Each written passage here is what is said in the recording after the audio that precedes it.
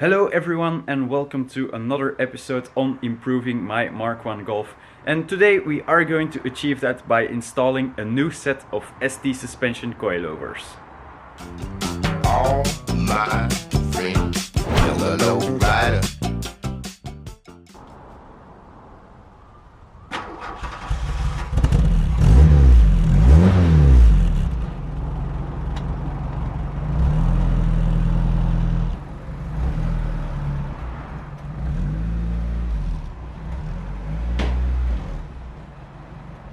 Some of you who have been following the channel for a while know that I already have a set of coilovers on this car.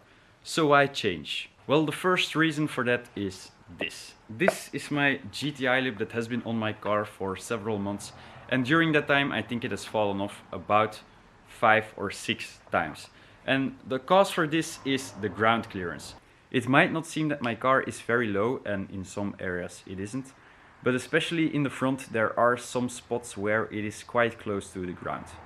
The oil sump, the lower control arms are good examples of that, and obviously my front lip has met the ground once before as well. So you would think that I could just raise the car and my troubles would be over, but it's not that simple, so let me explain. The coilovers that I am currently running on my Golf is a set of VMAX Extreme coilovers. They are a great set of coilovers for the price point, and they have served me well for a handful of years. So why would I want to switch them out? Well, as I've said before, I want to raise my car's ride height, and there lies the problem. I have raised my car numerous times to get it through its technical inspection, and each time my suspension would become incredibly stiff. In normal circumstances, this should not happen, as the force exerted by the springs should stay exactly the same for each ride height. But what I think that happens is that while turning the spring up, I'm reaching the maximum range of my damper, which compresses the spring more. Now in theory, this shouldn't change the force exerted by the spring on the top mount, as it has a linear spring rate, but what I think that happens is that every time my suspension rebounds, I'm hitting the top limit of my damper, which causes the uncomfortable ride quality. I'm hoping that the new set of coilovers has a more suitable damper displacement range to allow me to drive the car around at a higher ride height. I might be totally wrong about this, so if you guys have some feedback on my theory, please let me know in the comments. Another reason why I want to increase the ride height of my Golf is just because I want to attract less police attention. It will be nice driving around knowing that suspension-wise my car should be fully legal. And the last reason why I want to replace my VMAX coilovers is because a couple of years ago this little screw knob that is used to adjust my dampening has broke off on this side, which means that it was stuck on the softest setting there was. This was no big deal since I like driving around on the softest setting anyway, but still it is nice to know that your coilover set is fully adjustable. So that is why we are going to move on to installing this set of ST suspension coilovers. This is a set of STXA coilovers. Just like my VMAX coilovers, their rebound can be altered by turning an adjustment knob. I got this set for a great deal from a friend of mine who had them on his car for less than 100 kilometers, so they are almost brand new. I've been told that the internals are very similar to KW-V2 coilovers, but don't quote me on that. Nevertheless, it is the first quality set of coilovers that I will be having on one of my cars, so I'm very curious to see how it will affect the handling of my Golf. So let's get to installing them. So now that you guys are up to speed, we are going to start with taking off my old coilovers, but before I can put the car on the lift I have to take off my front strut brace. I'm taking off the strut brace while the car is still on the ground because it shares its mounting nuts with the top mounts. If I would undo the bolts while the car is on the lift, the struts might fall down.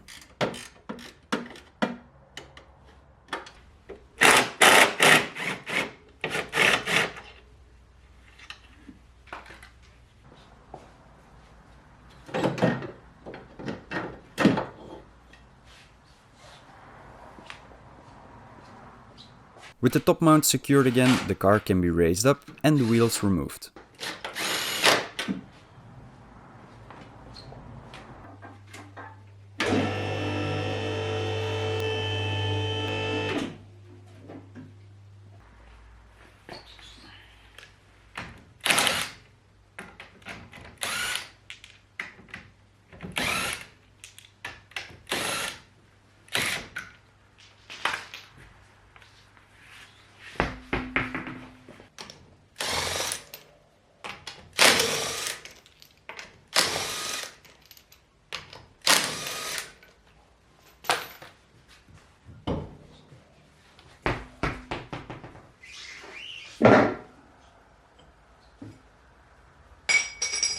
I noticed in the last video about the rear axle restoration that a lot of people were concerned about my rear drums rusting, and you guys were absolutely right. I forgot to treat these rear drums and obviously they would start to rust pretty fast, so I gave them a quick coat of flame proof or heat resistant clear coat to protect them from obviously rust issues. So thank you to all of you who reminded me of doing that. Removing the coilovers is very easy on these cars.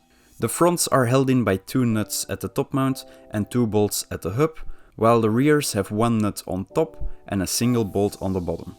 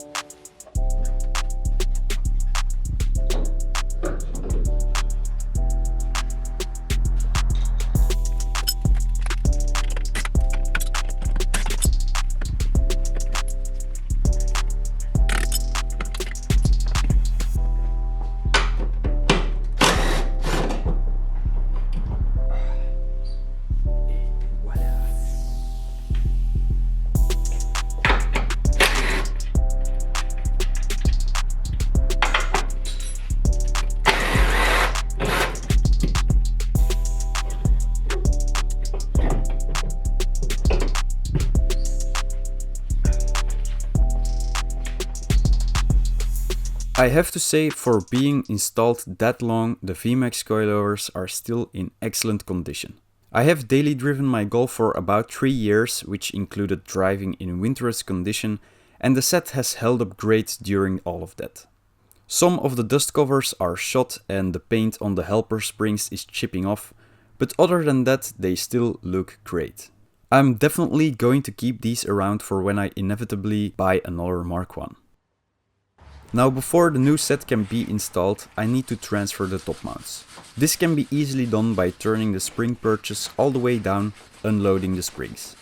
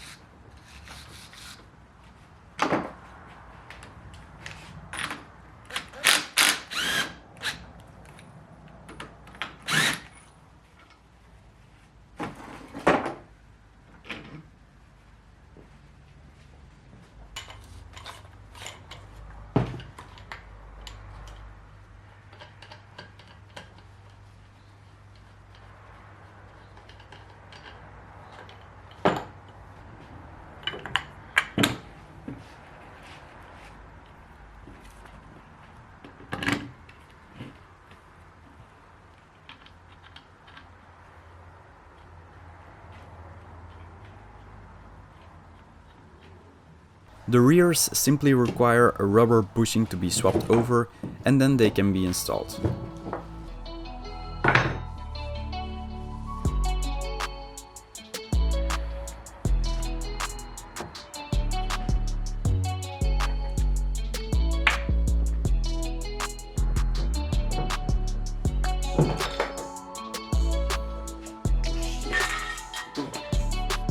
I am putting the jack under my rear axle so that I can perfectly line up the strut so that the bolt can go through.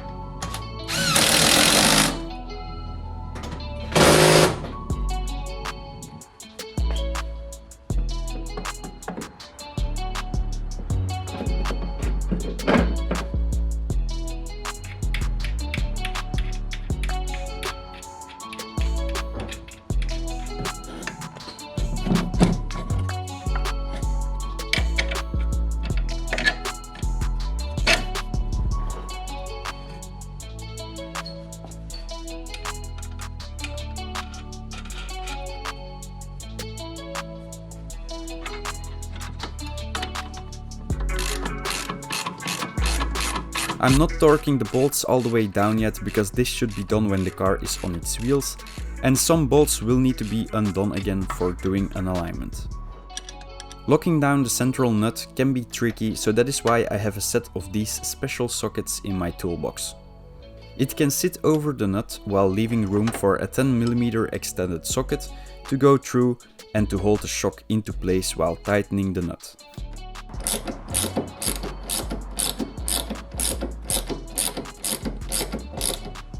And don't forget to attach the front brake lines to the strut when everything is installed. The coilover set is now fully installed on the car. Obviously I still have to torque down some of these bolts, but we're going to do that after we have done an alignment. The next step is going to be to adjust the ride height of the car, and I have already set the adjustment ring to the same height on every corner of the car. So now, to see what that does with the ride height, we are going to put the wheels back on and put the car on the ground.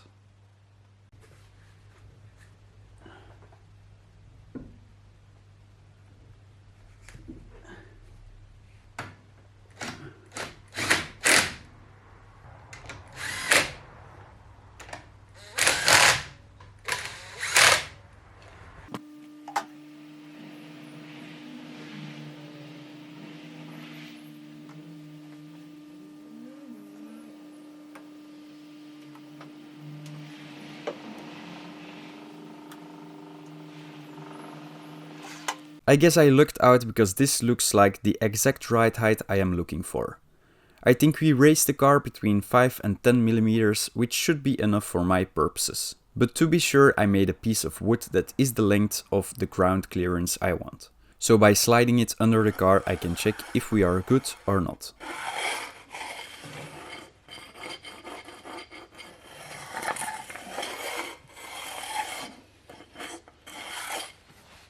I am quite happy with the ride height the car is sitting at right now, so I guess I can just raise the car up again and lock the adapter rings down, and then that should be the ride height handled. These spring perches are equipped with a locking screw instead of the traditional locking nut I'm used to. I'm wondering if anyone has ever had some problems with stripping one of these, because it seems really fragile to me. Feel free to share in the comments. So the car is back on the ground, and I have taken some measurements around the corners of the car, and everything is at the same ride height. So now we can move on to the last step of the process, which is an alignment. Now obviously, if you want to do a proper alignment, you need to go to a certified alignment shop. They have the proper tools and laser measurement stuff, so they can get your alignment to where it is perfect. But over the years I have done so many ghetto alignments that I kind of know how I can get the alignment at least semi-decent. So that is what we are going to do right now, and we are going to start with adjusting the camber. Currently my wheels are poking out of the body, which usually means that my camber is close to 0 degrees. I know out of experience that when I manage to camber my wheels in to where they are flush with the body, that they are at about 1.3 degrees of camber, which is a setting I like for fast road driving. Adjusting the camber on these cars is very easy. It is done by slightly loosening the bottom two bolts on the shocks. The top bolt is an eccentric bolt that when turned alters the angle of the hub.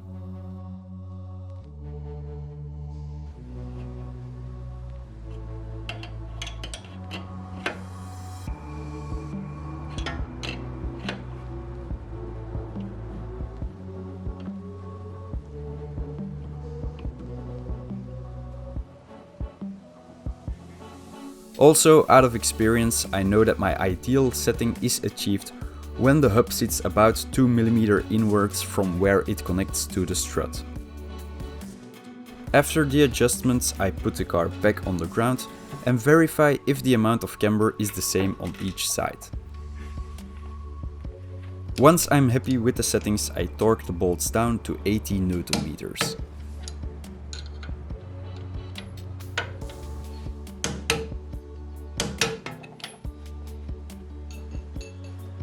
With the camber done, we can move to adjusting the toe. This is what mainly influences if the car is driving straight or not. To do this, I'm using my homemade set of toe plates and 2 tape measures. Basically, I'm measuring if the wheels are parallel to each other or not. If the distance on my tape measures is the same, the toe angle is set to 0 degrees. Adjusting it on these cars is kind of special since it can only be adjusted on one side. To adjust it, I turn the wheel all the way to the left, which gives me enough room to access the tie rod. Turning the rod in means more toe out, and turning it out means more toe in. As said before, this is not an exact way of aligning your car, but it is the best I can do with the tools that I have at home. Well, that is the coilover install completed, and I also took it upon myself to attach the front lip again. Because otherwise the car would look like this. So yeah, nothing left to do but to go for a test drive, and I really hope that I feel a difference now that there is a proper set of coilovers on the car.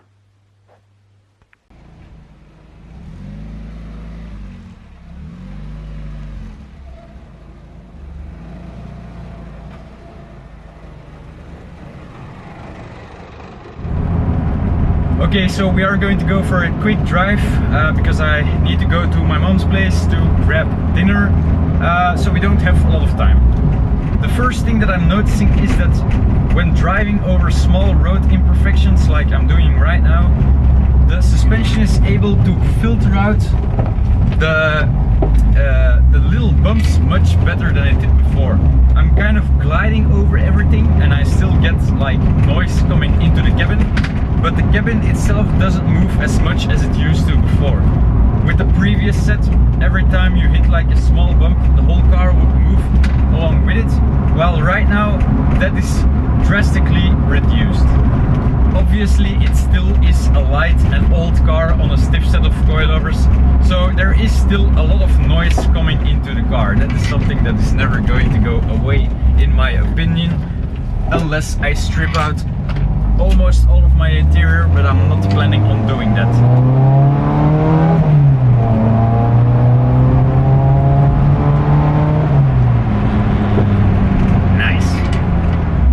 Something else that I noticed is that at this ride height and with this damper and spring combination, I no longer have the issue of rubbing my wheels into the wheel arches, which is nice for a change. But to give you guys a more accurate review on this set of coilovers, I'm afraid I will have to drive the car for a lot more distance and a lot harder. But overall my impression is that the car feels a lot more solid and a lot more smoother to drive, without losing any of the go-kart feelings that you normally get when driving these cars. I also have to mention that even though I switched out the VMAX coilovers for this new set, I don't have anything bad to say about them. They are 1/3 of the price of the ST suspension coilovers, and they have served me well for 8 years and many kilometers. The threads on the adapter rings are still in perfect condition, and the set feels pretty much the same as when I bought it. So for the money, if you are looking for a budget set of coilovers, I would definitely recommend VMAX as a brand. But nevertheless, I am still happy that I upgraded to these ST suspension coilovers, because even though they are a lot more expensive, you can really feel the quality difference. So as I reach my mom's driveway, I think we have reached the point where I am happy with how the car is handling and braking and stuff, to where we can move on to putting the new engine into the car. I think it was yesterday that I got a message from my carburetor part supplier that my package was sent out, and it might already be delivered tomorrow. So that will probably be the next video, a full restoration on my DHLA carbs. And once those are done, we can start working on the engine and gearbox and other fun parts, but that is going to be for a next episode. I hope you enjoyed today's one. I really enjoyed making it, and I'm really happy that my car feels a lot better than it did before. So thank you guys for watching, and until next time.